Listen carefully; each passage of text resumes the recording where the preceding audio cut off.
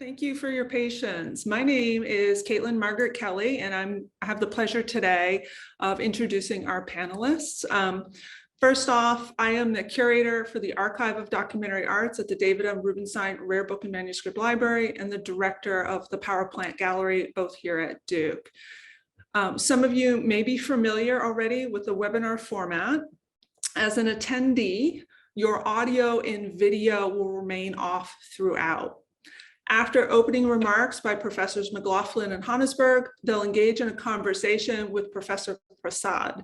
We aim to address your questions during the last 15 minutes of our time together, but you're welcome to submit questions at any time during the presentations using the Q&A button at the bottom. This is separate than the chat button. If you'd like to access subtitles, we have enabled the live transcript with Zoom. Please be aware that this is an automated system and some transcription errors are likely to occur. We ask that you keep in mind that we're always learning how to host and improve our virtual events and that every event is different. We appreciate your patience if we have technical issues, awkward pauses, or any other problems. I'd like to thank my collaborators here today, Patrick Stosky, the archivist for the Human Rights Archive at the Rubenstein Library, and Margaret Lou Brown, Senior Research Scholar for the Forum for Scholars and Publics, for pulling this discussion together. And in the interest of time, a big thank you to all of our supporters for the exhibit, as well as the talks here at Duke and beyond. Thank you very much.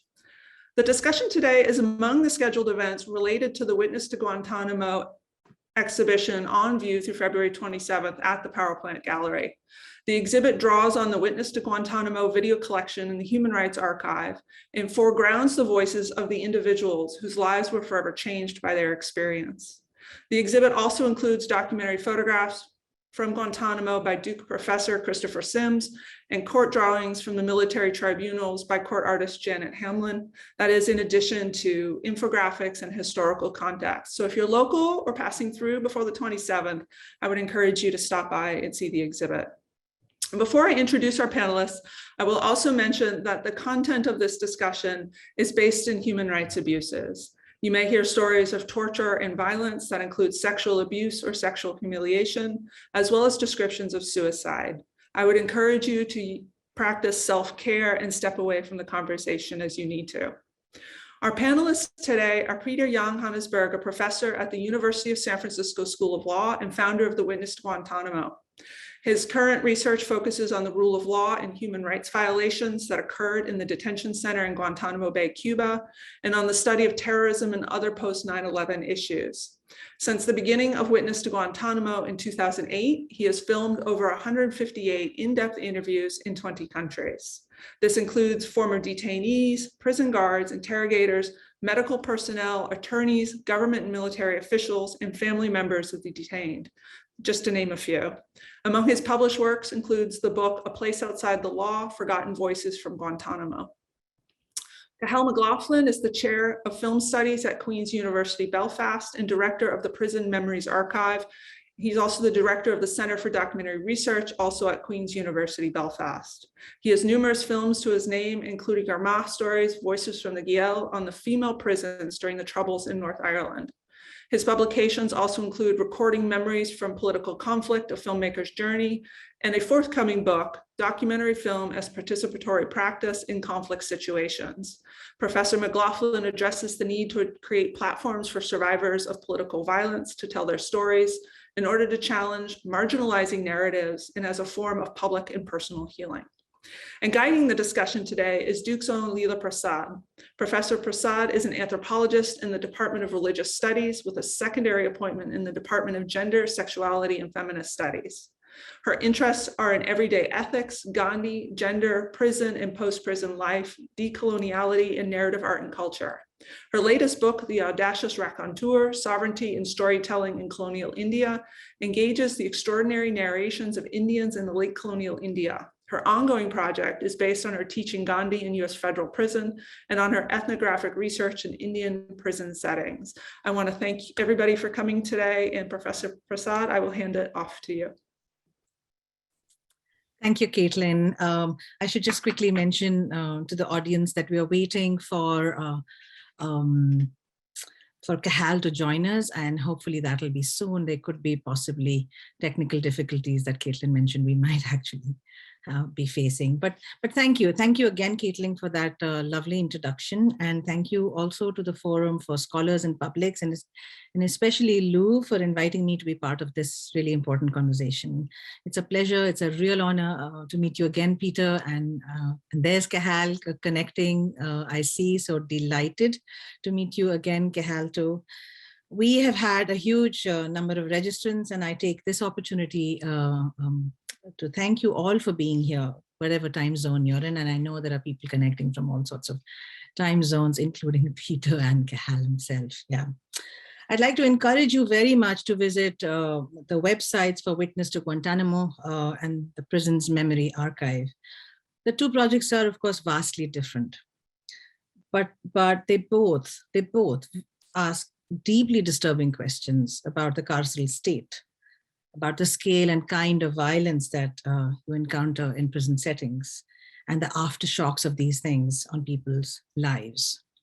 So last week, I was at the Witness to Guantanamo exhibition at Duke that Caitlin just mentioned, and I was very struck. And this was, I went to the exhibit right after attending a talk by Chris Sims, photographer Chris Sims at Duke, who was part of the carceral imaginary working group that Nigar Murtahate and myself and Chris were in last year at the FHI, the Franklin Humanities Institute. And I have to say that after looking at his photographs and visiting the exhibit, I was really struck by something. And that was that there's this haunting tension, a haunting tension between the absence of humans and humanity and the persistent presence of person and place. And this is something that just leaps out at you when you visit either the exhibit or see these websites where all these film stories are.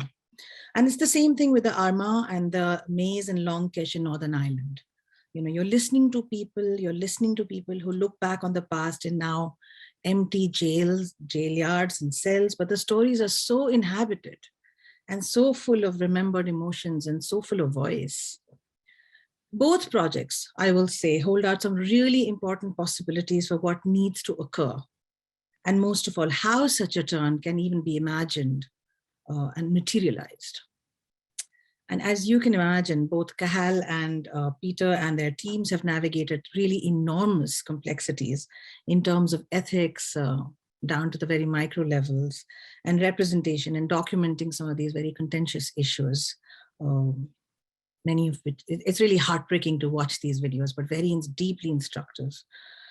But I'll let you tell, I'll let them share their stories with you. I want to remind the audience, as Caitlin just said, just in case you're joining now, that there will be a Q&A at the end, and you can type your question in the chat box, and I will read as many questions as I can as time allows. So let me turn it over to Cahal if you're ready to share your material. Thank you once again.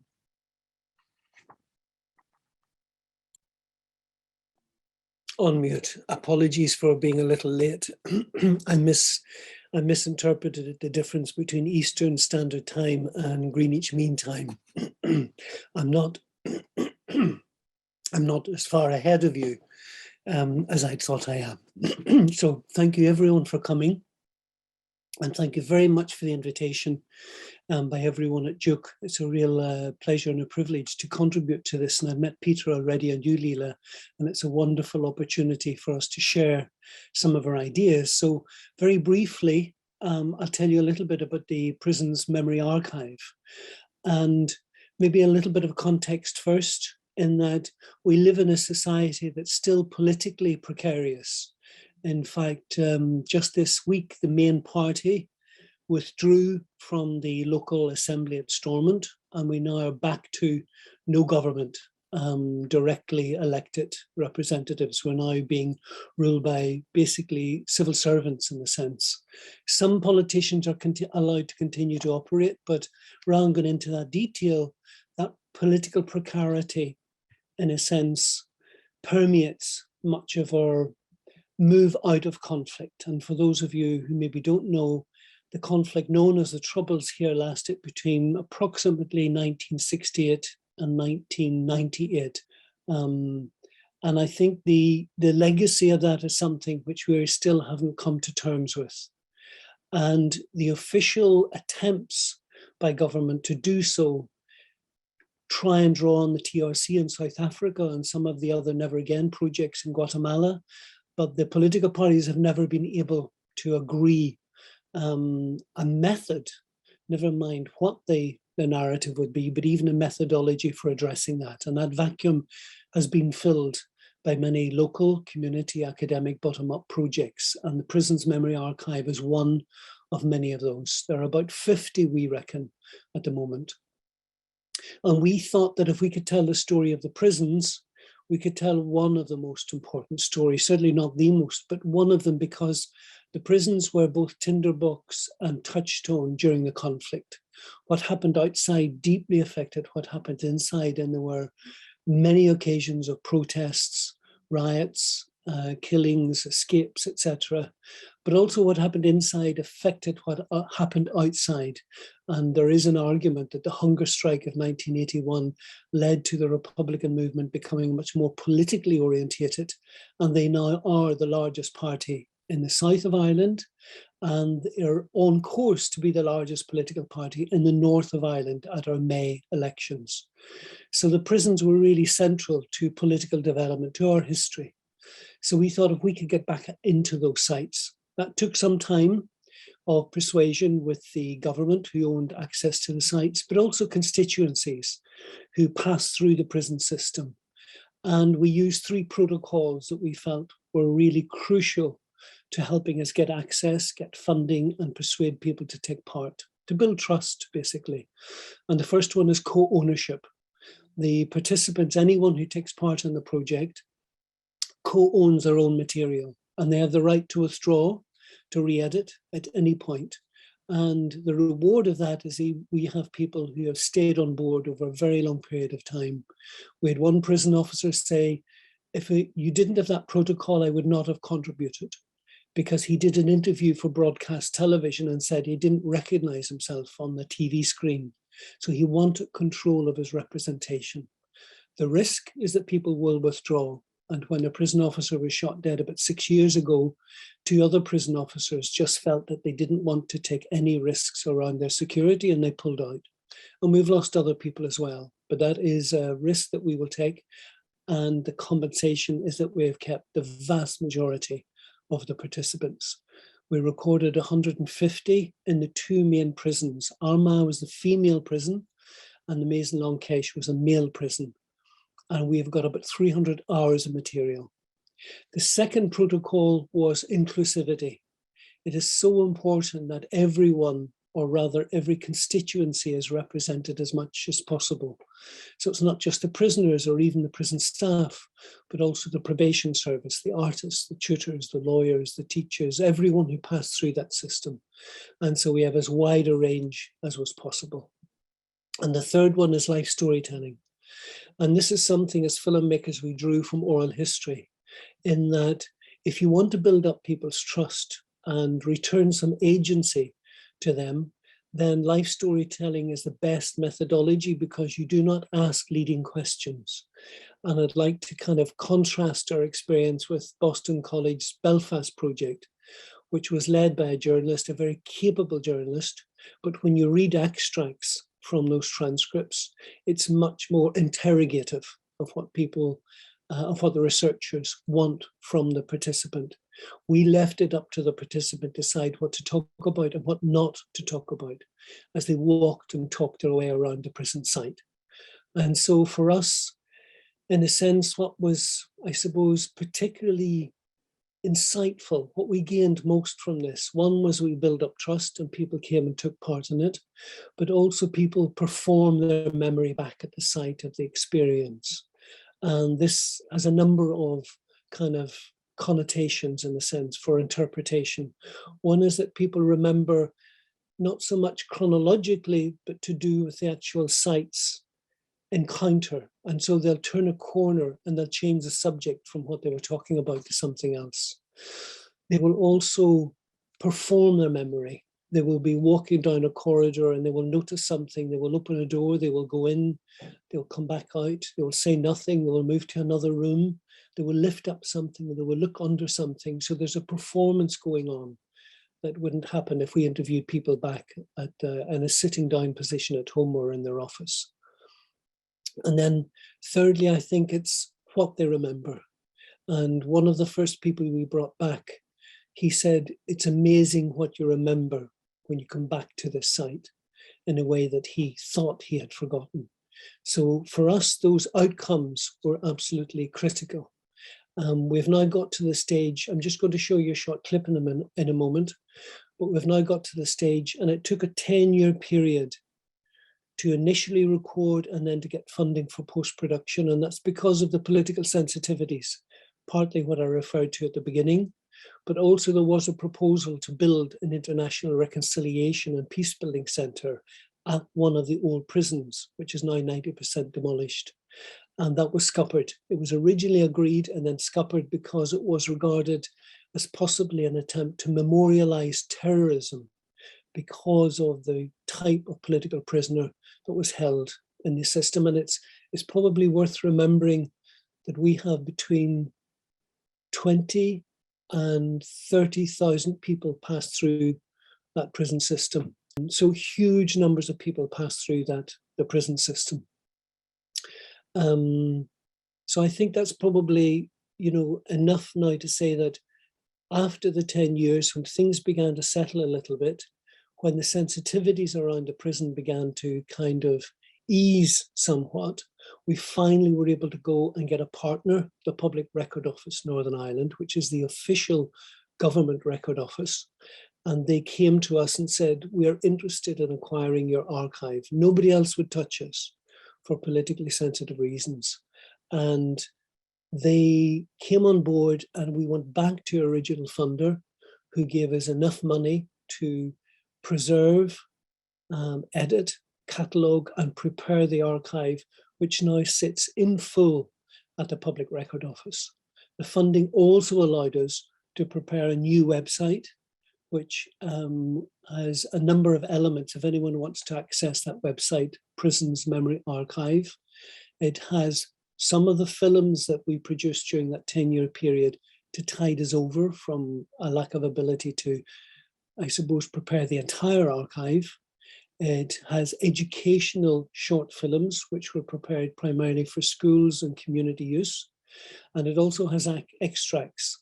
We have about 100 short extracts where you can navigate and decide if you want a constituency like a prison officer, if you want a particular year, if you want a particular prison, etc. You can get a flavor, in a sense, of the scale and the diversity of the Prison Memory Archive. So what I thought might be useful before I go is just to show it's just a 1-minute clip, and I hope it highlights some of the points I tried to make about performance.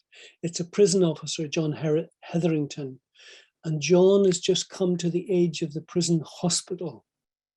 And remember, these prisons are now empty when we went back. And in that hospital, 10 prisoners died on hunger strike in 1981. And John is just about to enter the prison hospital when he hesitates. And he articulates the hesitancy that's both physical, but also mental and emotional about if he actually wants to go back to that period of time that was so traumatic. So I'm going to do that, and I hope I can do that by sharing. Just find my sharing button down here, share screen. And if someone will tell me, can you see that? Yes. Great, okay. I'm not sure I can enlarge it, but I'll play it. So hopefully the volume's okay. This is John. When I came in here, I stood, perhaps unconsciously, with my back, in actual fact, to a certain part of the hospital, and perhaps for good reason, because I'm not entirely sure that I can actually visit there, because I was actually there on certain occasions during the hunger strike. I had duties to perform here. And I recall all too sharply and too vividly some of the things that I saw at that particular time. They were dignified, but they were very painful. And I can not see a photograph of some of the lads who were here. or I cannot even think of their relatives, their mothers, sisters, brothers, who I spoke to. And I know the sheer agony that they were going through. And you would need to have a heart of stone not to feel some sympathy for what was happening. We treated them with the utmost humanity and respect, and they reciprocated because they thanked the staff here for their many acts of kindness. And it was the sheer hopelessness and madness of it all that I think still touches us today. Okay, I'm stopping sharing there. So that's Leela, that's my short presentation introduction. I hope that's adequate.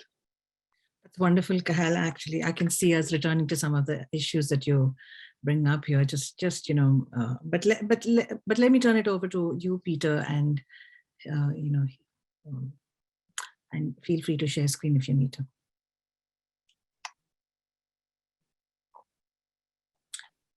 Thank you. I'm actually very honored to be here and be part of this, and very inspiring to just see the Prison Memories Project. We did nothing like that. We couldn't get into the prison. Guantanamo is still open. So unfortunately, we just had to interview people in their homes or in another workspace that they chose or that we had to choose. I wanted to just talk a little bit about how we began. Back in 2008, when President Obama was running for office, he said he was going to close Guantanamo if he wins. And actually, John McCain, the Republican candidate, also said the same. Obama won, and actually the day after he became president, he again announced he's going to close Guantanamo. He actually said it 4 times during his tenure, but of course he never did. Going back to the fall of 2008, I was concerned that if he in fact did close it, and honestly, I had real doubts. I was in touch with the transition team of the Obama administration, and they assured me that Obama was going to do a truth commission and would actually close the prison. But I had my doubts, and I kind of thought nobody's doing it. I didn't trust that they were going to do it. And so, having no experience, not being a documentarian, a filmmaker, even interview skills, I looked around and nobody was filming any of the former voices, stories of people who were in Guantanamo, the people who lived there, the people who worked there. And those memories would be lost forever if we didn't grab them and put them in a historical context in an archive. And so fortunately for me, I had a student in my class on terrorism who was involved with a person who had a family foundation, and they offered to give me sufficient funds to go to 5 countries in the summer of 2009, interview 16 former detainees. And that allowed us to continue. We got some credibility from that, and we're able to get funding, most of which came from the UK, actually. But that's the beginning. What actually inspired me to do this, besides the fact that nobody else was doing it, I felt that it needed to be done, even though I was not the right person, was my father. My parents were refugees from Nazi Austria. And when they came to America sometime later, in the late 80s, I believe, when Steven Spielberg began the Shoah Foundation, they found my father and they wanted to interview him among 48,000 other people about his experience in Nazi Austria and how he managed to leave. All my grandparents were taken to concentration camps, but my mother and my father got out in time. And I was there when they interviewed my father. It was on film, and it was very poignant, powerful for me. And I remembered that when I started this project. The project lasted for a decade, from 2008 to 2018. We documented 158 voices and stories of people. What we were concerned about, I'm a law professor, was that the rule of law was being violated in Guantanamo, the Constitution was being abandoned, stepped upon, and human rights was as well abandoned. And I felt we needed to document that. And so our interviews focused on that. as Caitlin mentioned, we not only interviewed detainees, we interviewed 52 former detainees. We interviewed 106 other people, including prison guards, interrogators, interpreters, chaplains, reporters, medical personnel, prosecutors, habeas lawyers and military lawyers, high-ranking military and government officials, and family members of the detainees. When people think of Guantanamo, they think of torture, which is correct, but most people think of, when they think of torture, they think of physical torture. There was physical torture in Guantanamo. There's some horrific stories of people who were physically tortured. One man who almost died because of the torture. But the fact is, most of the detainees surprised us when they interviewed with us and told us that the torture to them was psychological, that to them, Guantanamo was an experimental psychological prison, and that they suffered far worse with the psychological torture. One detainee put it very well. He said that if you're physically tortured, when they pull out the knife, you begin to heal. But with psychological torture, it never heals, or it takes decades before it will heal. And so these men, and the only men in Guantanamo, believed really strongly that the psychological torture is what did them in. The first and most likely torture everybody actually suffered was isolation. There were many other kinds. There were something called frequent flyer, where they moved a detainee from cell to cell every 2 to 3 minutes over a period of 2 or 3 weeks. So a man would be settled in a cell. 2 hours later, a guard would come and say, time to move. He'd move to a new cell. 2 or 3 hours later, the guard would come and say, time to move again, and so on throughout the night and next day for 2 to 3 weeks. And there was something called, there were many humiliation tactics. There were harm to family member threatened. There were denial of comfort items, lots of psychological torture that made people, actually, one detainee even said to us, they were trying to make us crazy because then they could justify keeping us here. And he said his job was to make sure he didn't turn crazy so that they couldn't point to him as one of them. I'd like to begin with a psychological torture story. A man who's kind of well known from the UK, Mozambique, who actually told us a story that he didn't write in his own biography. I'm not sure, autobiography. I'm not sure whether he forgot it when he wrote it, but he told us the story, and it was something I'd like to share with you. It's about suicide, but I think it speaks a lot about the kind of experience that men had in Guantanamo.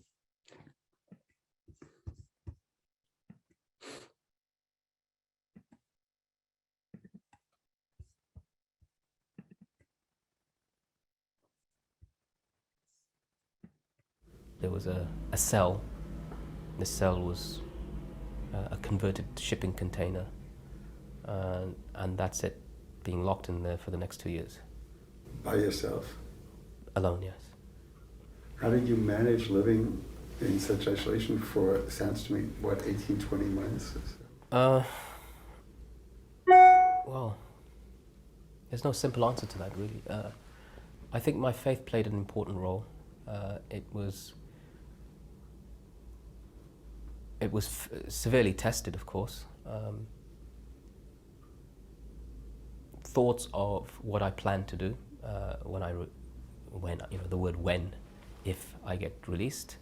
I tried to memorize as much of the Quran as possible. As an Arabic speaker, I tried to contemplate more on its meanings than I had ever done before. I asked for human contact with other people. They sent me a psychiatrist. And this was on a couple of occasions when I'd lost my mind. Banged my head against the wall, kicked and screamed, just because of being incarcerated for so long and not knowing when I'm going to get out of this place, and everything building up. I think it was an anxiety attack more than anything else. And they sent in psychiatrists. And I remember the first psychiatrist, not the one that I mentioned earlier on, the one who said that she was very upset about Guantanamo, but this one in particular came along, and she sat on the opposite side of my cell, and she said, "Have you thought about hurting yourself?" I said, "No, not." not in the way that you're suggesting. And then she said, have you thought about removing your trousers, threading your trousers with a sheet, putting the crotch part around your neck so you can make a strong noose, and then tying it to the top corner of your cell and jumping off to commit suicide? I said, no, not until you put that thought in my mind. And I couldn't understand why she told me that. But what I have learned since that time is that 5 people in Guantanamo have died almost identically from that method.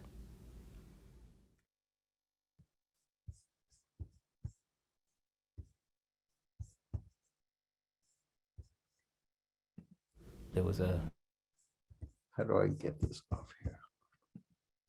So one of the things that's true was that men did commit suicide in Guantanamo, but the government and human rights advocates disagree on the number of people who did commit suicide. As many as 9 might have committed suicide. He mentions 5.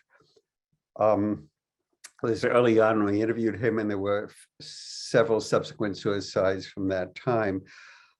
I wanted to also mention something else that many people might not know, and that is that many of the men in Guantanamo were not captured by the US. In fact, hardly anyone were captured by the US. They were actually purchased by the US. The US dropped flyers over Afghanistan and Pakistan and said, if you bring us Al-Qaeda and Taliban soldiers or whatever you want to call them, we'll pay you. And they paid somewhere $3,000 to $30,000 a person.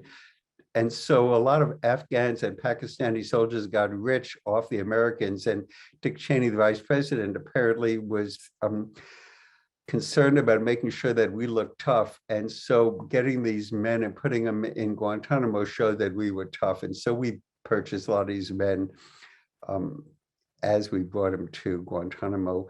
I'd like to end my little presentation with something a little lighter. We interviewed an American prison guard who's now a Houston cop who's reached out to the detainees that he guarded. And his story always inspires me, actually. I heard his story early on in my work here, and it kept me going. There were many traumatic experiences, and of course, most stories were heartbreaking. And I had to stop several times along the way. I just couldn't handle it because it was just too much for me. But his story would inspire me and kept me going at times. And I'd like to show his story as I close my session here.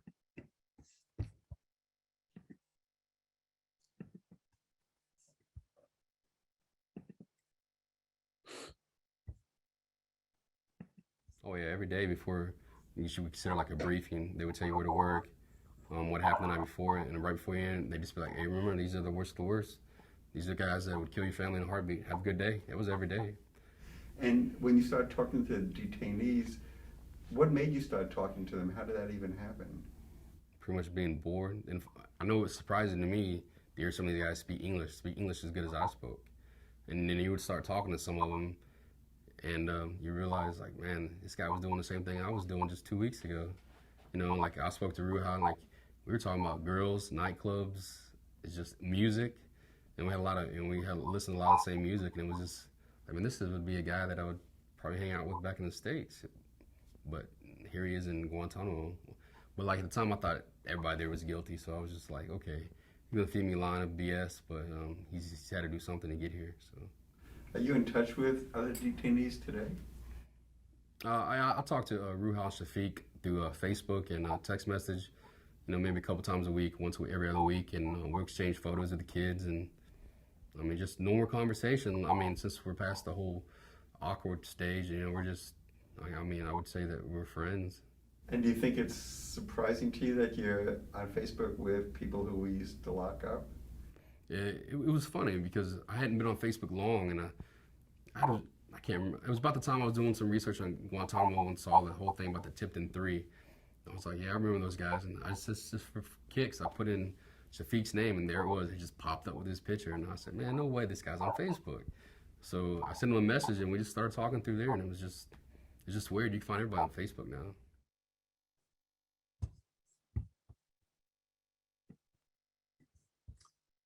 That's it. Thanks so much.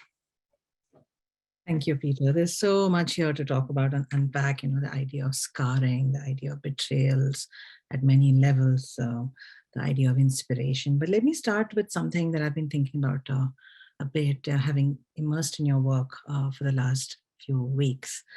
So there are commercial films, right? We know that there are commercial films about particular cases. In the Irish Troubles, you have some, In the Name of the Father, and then you have the Mauritanian.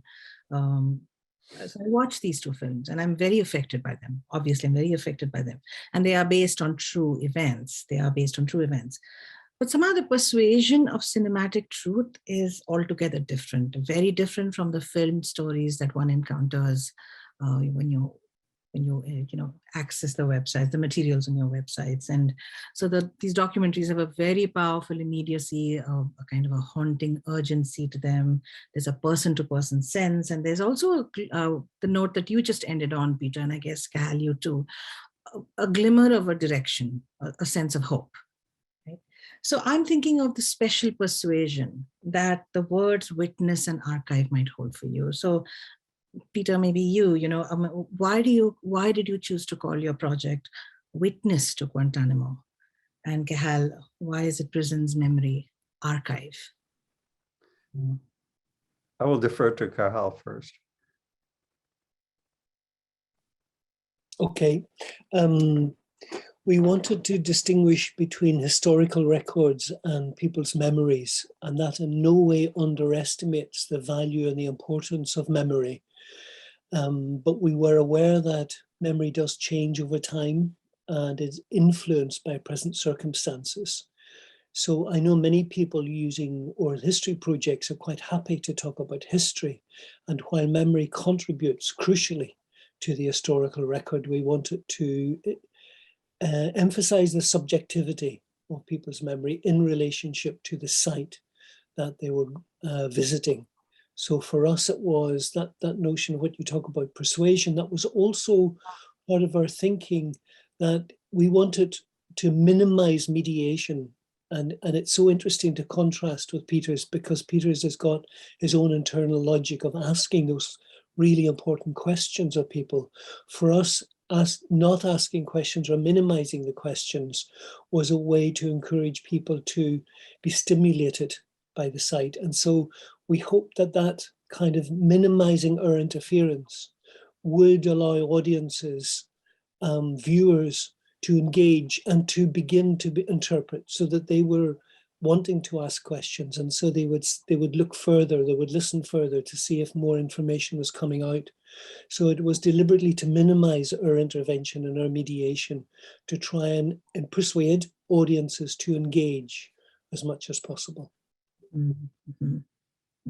Were there any questions that you gave beforehand? Cahal, I'm still with what you just said. We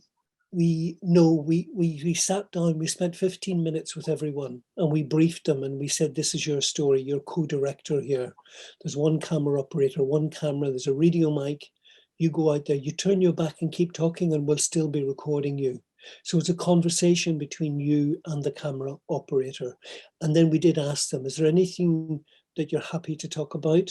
And is there anything you're not happy to talk about? Because sometimes a camera operator, if someone started to use colloquial language or assume too much knowledge, the camera operator might say, well, could you tell us a little bit more about what strip searching is? But that was something they're already established they wanted to talk about. So our intervention was minimal. Mm-hmm. So in that sense, an archive is an unmediated space in the context of a highly mediated location like the prison site. Yes, it's never unmediated. It's always mediated. We just wanted to minimize that mediation as much as possible. And the notion of an archive precisely was to try and get as much information as possible, because as a film editor, as a filmmaker, we're always having to edit out material to create a narrative arc, to keep the viewer engaged, to create a story across many different viewpoints. We wanted to, we've done that, and we've made a couple of films because we in a sense, we were forced to. Overall, the archive works best when there's least mediation. Peter. Yeah. Actually, when we spoke with Cahal earlier, before this webinar began, one of the things he mentioned was that he had no agenda. Actually, we had no agenda either. It is true that I probably asked more questions than you did, but I didn't want to. Unfortunately, a lot of these people, actually, some people would just talk and I didn't have to do much but sit there. But many of these people did not want to talk or didn't have needed prompting. And so I followed their lead. I started with a list of questions and I actually always did my homework. I knew a lot of these people's histories, why I had students researching them, and I also knew it from my own research. But usually they took me a different path, and whatever path they took me, and I just followed along. But often I did have to ask questions along the way. Part of it was also because some of them, not many, most of them had never been interviewed by anybody else, but some of them had, and those who had, I want to go into places that they hadn't talked about yet. So I did try to move it in that direction, but it was their story and their voice. And if they wanted to talk about something other than that, that was fine with me. But I did ask questions, taking their lead again and again on where they wanted to go.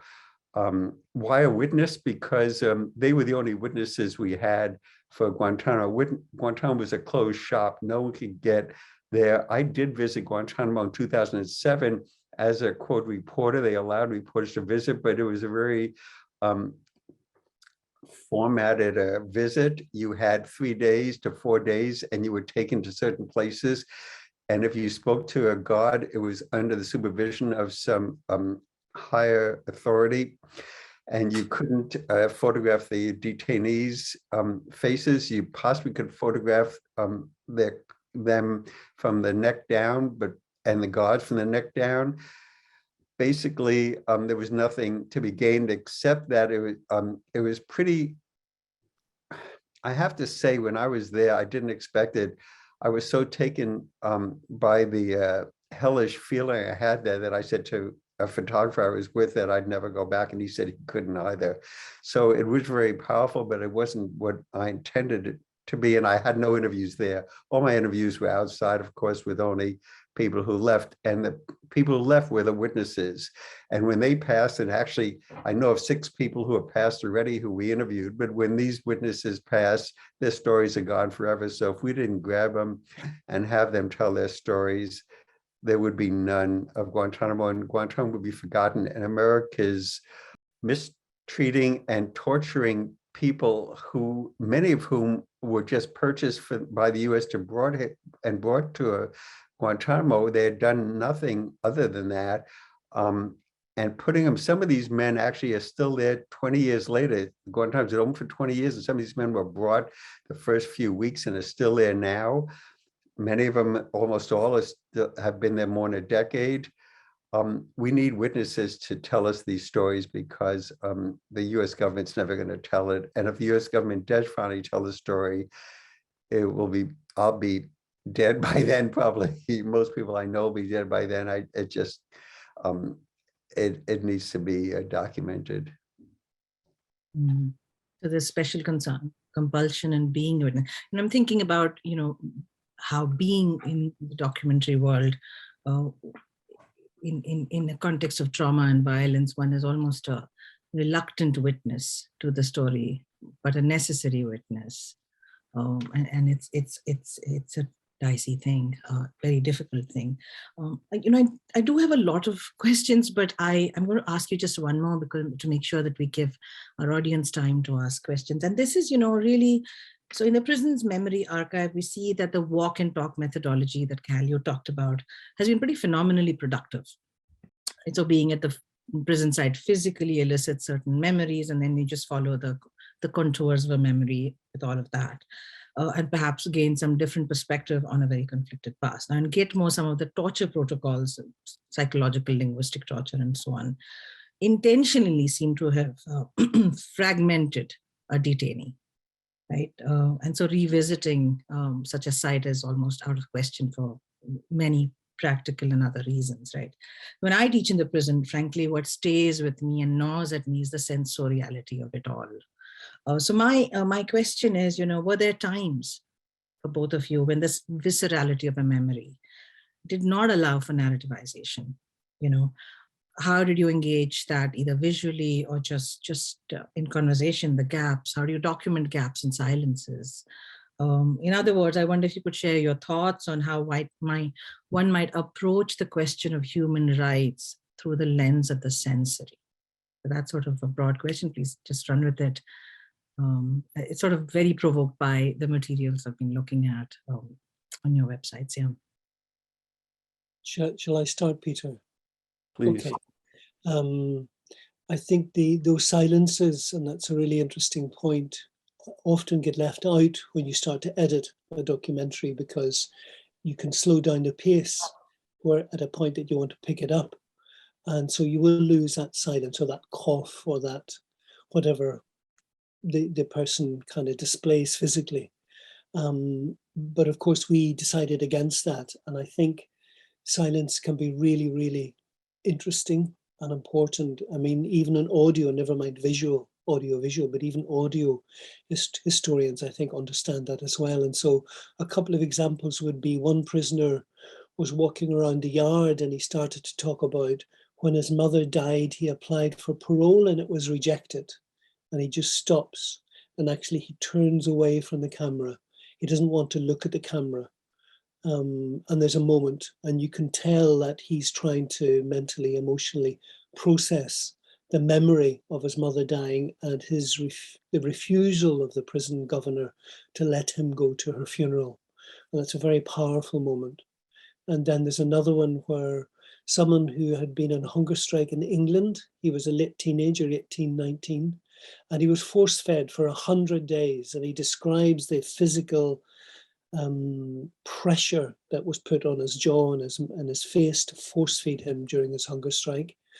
And then he stops and he said, I have a teenage son. If that were to happen to him, and again, he just stops.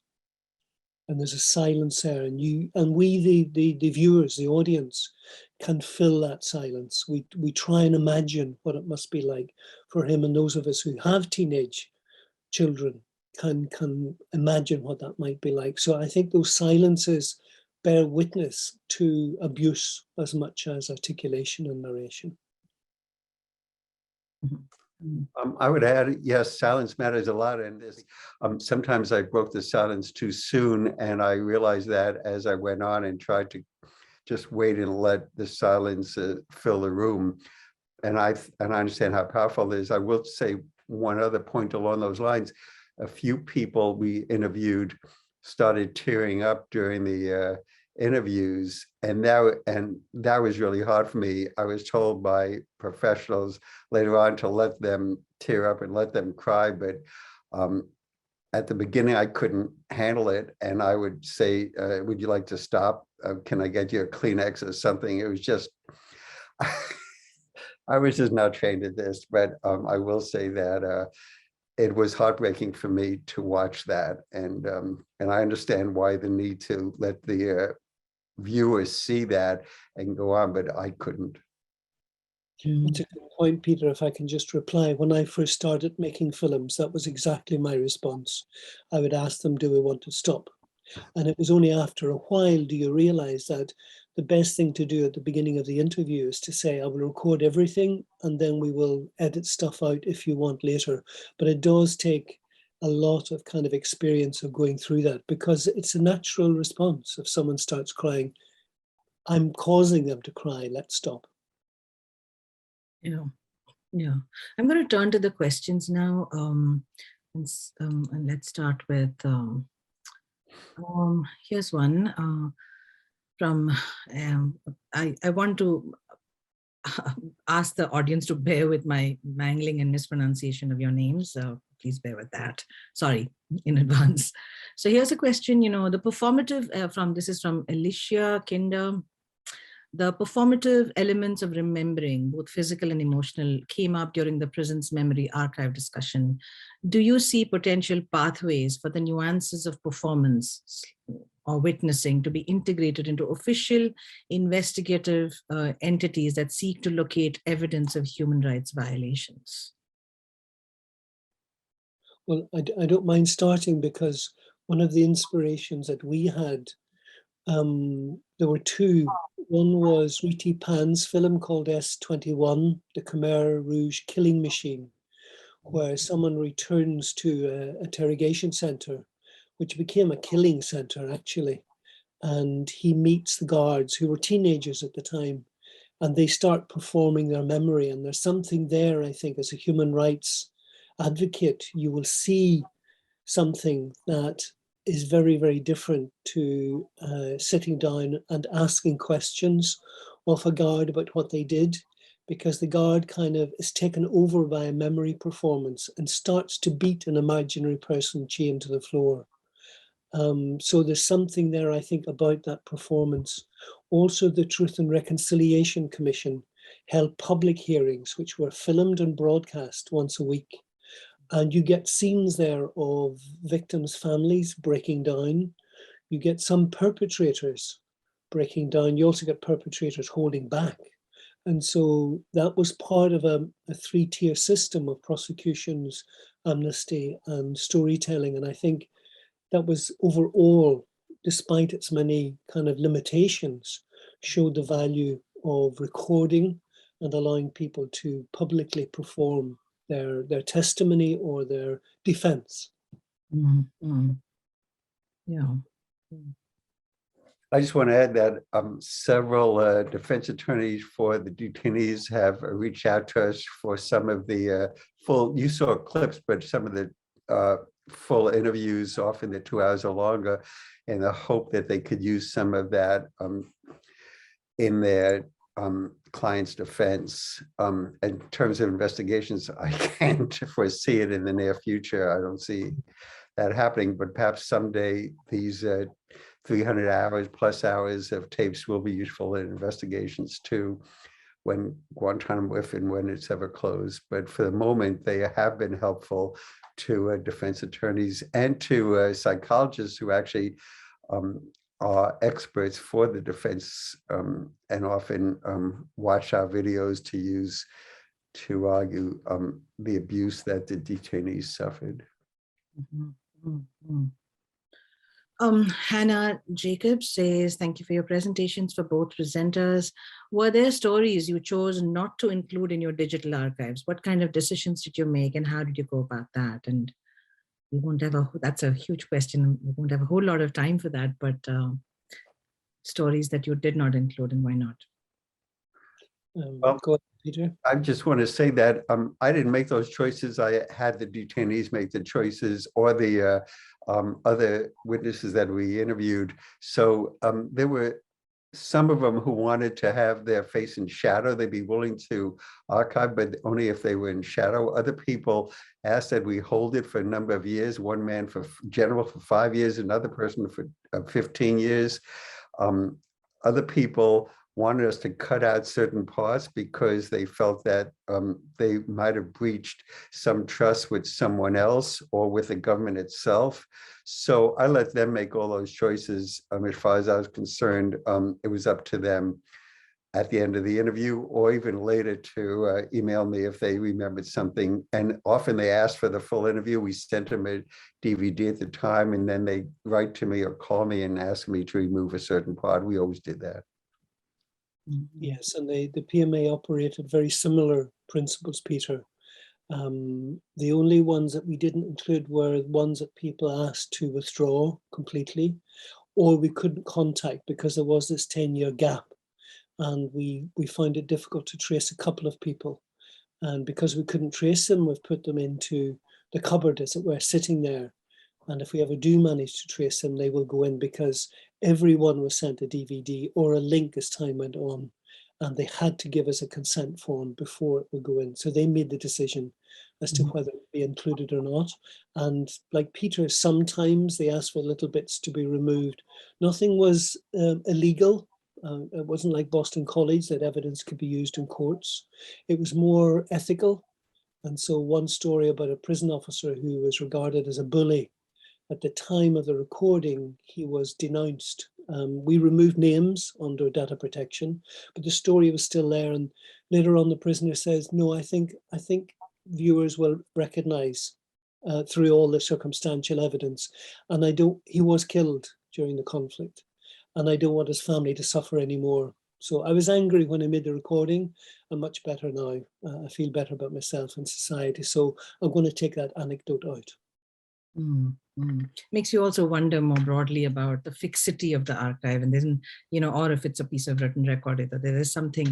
How does one maintain the provisionality of something? So, but since we're on this question, here's a question from Miriam Cook. Did Cahal ever consider taking 2 or more ex-detainees to the site and giving more time, like Landsman's Shoah? You mean more than one person? Yes, we offered everyone the opportunity. Everyone got the opportunity of going singly or as a group. Most 95% of people wanted to do it on their own. And there are a couple of occasions 2 probation officers walk through. And what's kind of delightful about that is that they actually interview each other. It's a really nice recording. And then a family of 5 women and it was intergenerational. It was the daughters and the granddaughters. And I think, yes, it must have been the daughters or granddaughters, possibly great-granddaughters of someone who had served sentence and had since passed away. They returned as visitors, what it was like to visit the site. And again, they tended to interrogate, if that's the right word. They asked each other questions. What was it like? Or what do you mean by that? So that was quite successful when it occurred, but most people choose not to. Yeah. Let me ask, I'm going to club 2 questions that seem to be similar, and then we can go on for a few minutes after one, and then we'll have to close the conversation for now. So here's a question from Shreya. Shreya Mani asks, to both of you, how does one interview people with PTSD or CPTSD without re-traumatizing them? Or if they're re-traumatized, what forms of care can a researcher extend so that the interviewee can process, heal from reliving of trauma, which we know can manifest negatively? And it's similar to the question that Olivia Rana is asking. Fictional narratives are also an important mode of capturing human rights abuses and experiences of persecution. What are the ethical concerns writers need to be conscious of, or I guess filmmakers or documentary workers and anyone in that field in this context? How do we address the debate about who has the right to tell these stories? And I think you answered that last one, Cal, both of you did. But this question of, what forms of care are obligatory? How did you read that question? Okay, Peter. Start, Cahal. Okay. It was absolutely critical. We'd done some reading. I come from broadcast television, and I'd been making films at a community and broadcast level for many, many years. And so I knew this issue would come up under these quite difficult situations, sensitive, politically sensitive, psychically. And so first of all, we actually had a small training session for the camera operators. And that was really important, that they were there present for the person. And that kind of oral history, deep listening, being present was absolutely critical.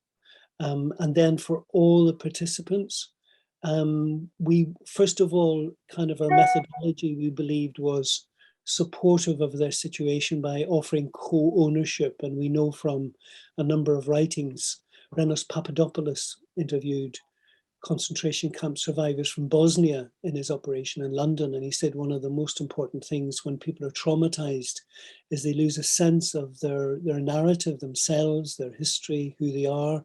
And simply starting the process of telling the story of what happened helps that fragmentation resolve itself bit by bit by bit. So we knew we weren't doing harm. And we knew the co-agency was kind of supporting that approach. We also offered everyone, 150 people, a counselling session, a one-off counselling session, free. And what was really, really interesting was not a single person took up that offer. And I think there's a number of reasons for that. The first one is that 2006, 2007, we live in a conservative small C society. If you go to a counsellor, there must be something wrong with you. It's your fault. So there is a taboo around that, I think. But secondly, the majority of people had their own support networks. The prison officers have a veterans association. The ex-prisoners are very organized in their political organizations and parties, and they actually train their own counsellors. Because if you go to a counsellor and talk about something which has a criminal element to it, that counsellor has a duty to report it to the police. And so because many of these people have been through violent conflict, they wanted to talk to someone they could trust. And so these organizations have trained their own counsellors. So I think, you know, while no one took up the offer, we believe that one, the methodology minimized risk, and secondly, most people had access to a constituency support group. But a really good question, really important. I would just like to add that I feared that, but what is surprising to me, I would say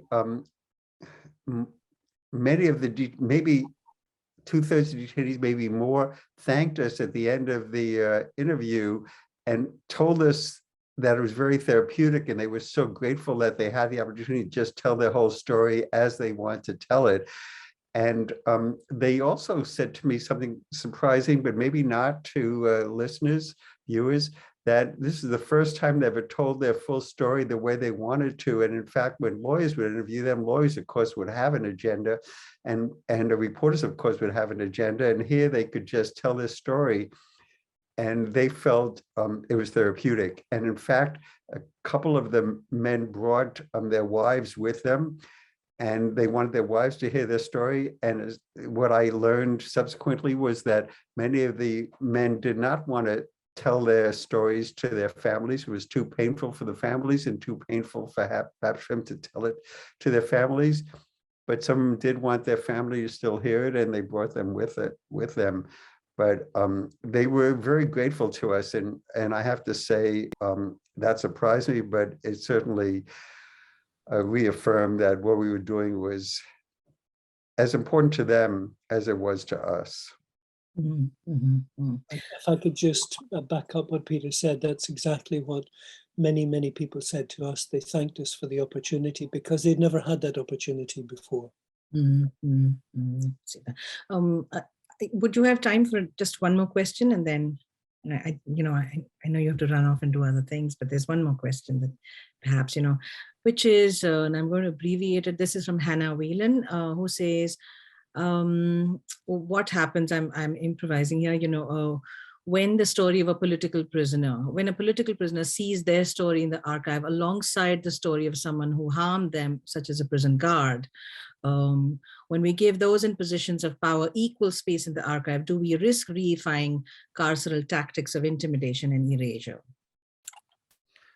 Cahal, you addressed that once before, so why don't you do that? Okay, and then you can come in, Peter, and add to it. This is all about preliminary discussions with people, and it's absolutely a risk. And so those preliminary discussions, not just with the individuals, but the organizations they come from, it took us several years. In fact, one prisoner group did not want to share the screen space with prison officers. They made it absolutely clear they didn't want to do that. In fact, for them, it was about validating the viewpoint of the prison officers. And the more the period went on, the more the discussion evolved about co-ownership, about purpose of the archive, its role in a bigger picture about telling the story of the narrative. Finally, that group came on board because they realized that the chances of them getting the same access to public acknowledgement, and that's what I think that was the previous point Peter was making, this is about public acknowledgement of your experience. No one's come to you before. And if the price for that is to share it with people who you have political differences with, or indeed where your guards maybe tortured you, then you have the right to make that choice. Is that something worth doing in order to get your voice out there? And it was years of negotiations, and finally all the constituencies agreed that it's probably better to have somewhere kind of central to have all the stories rather than to have them fragmented into different oral history projects. And it was one prison officer actually said to us, she gave her story, we showed it in a local history library alongside prisoner stories, And she said, when I saw it at home, your little DVD, it was fine. But as soon as I saw it on the big screen, I suddenly realized I'm being implicated in the criticism the prisoners are making. And I'm not sure I want to stay in this project. And we talked it through and told her, you have the right to withdraw. And she thought about it and then come back and said, you know, let the audiences decide how they interpret both stories that sit next to each other. And that in some ways validated our methodology, and also showed the, you know, the courage of her. I think it took her a lot of courage, and the prisoner a lot of courage to be sharing the same space. Sharing the same space. Yeah. Just to wrap this up, I think I'm very struck by what you said, Cahal, and it connects me to, it reminds me of something that Peter mentioned when we had our earlier conversation, which was, you know, when, and this is for the audience, you know, when Peter's filmmaker asked him, hey, why do you do this? What do you get out of it? You know, in a flurry of interviews, traveling across continents to do these very heartbreaking, difficult interviews, Peter's answer to his filmmaker was for humanity. And I hope something in that word will keep resonating with our audience. So I want to thank Cahal, you and Peter, you and everyone in our audience and the organizers for providing us a chance to talk about these extremely important and very relevant. I'm sure Peter would agree, because there's lots of questions. If anyone has any particular questions for Peter and I'm sure you can get access to our emails and we'll be more than happy to respond to those later on. Wonderful. There are lots of questions in the chat that I hope audience members will take up your invitation. Yeah. Thank you very, very, very much. Very much for this thought work you've done. Yeah. Yeah. Thank you, Leela, for sharing, and thank you, Peter, for sharing. Thank you, Cahal. Thank you. His project. Thank you. Thank you, University. Thank you. Bye.